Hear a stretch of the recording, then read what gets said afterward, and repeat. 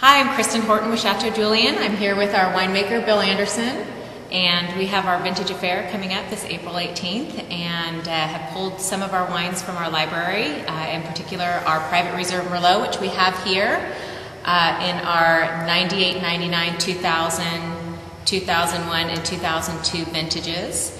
And thought it would be fun to sit down with Bill and talk about these wines and how they'd age, and what everyone can expect when tasting them, or if they're interested in bringing some and tasting them at home. Well, first thing I want to say is that, Kristen, I think this is a fantastic idea what you've done, because so many times people just get wines off the shelf from the store and they're maybe 6 months to a year old and they get consumed so quickly. I think there's some statistic about 90% of the wine in the United States gets consumed within 24 hours of purchase.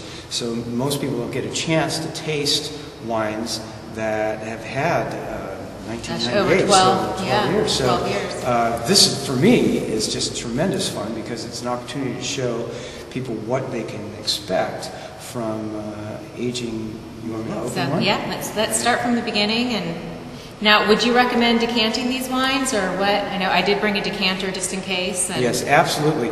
And part of the reason is the nature of these wines. They're red, they're heavy, and in addition, we minimally treat these. Great opportunity to see how a heavy red, like a Merlot or a Cab or a Syrah, to see how they age, not only with the aroma and the flavors, but also with the sedimentation, because it's a normal thing, especially the way we make the wine here, that with minimally filtration, minimal fining, they're definitely after 8, 9 years, there's going to be some sediment going on. And it scares some people too. And some people say, well, well, this this don't know isn't what to do with that. Exactly, and they say this isn't right, but it is right.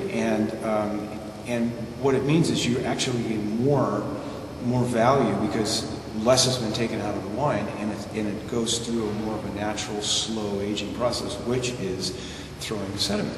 So what we're going to do is taste some of these wines and just describe some of the aromas and tastes and flavors. But also, for fun, we're going to try some wine. So, anything else you want to add about the wines, or Sean? Anything you want to add? We have this vertical that we'll be pouring on the 18th, as you know, and we have our Syrah vertical that we'll be pouring as well. Can you say the years again of this vertical? It's 98 through 2002.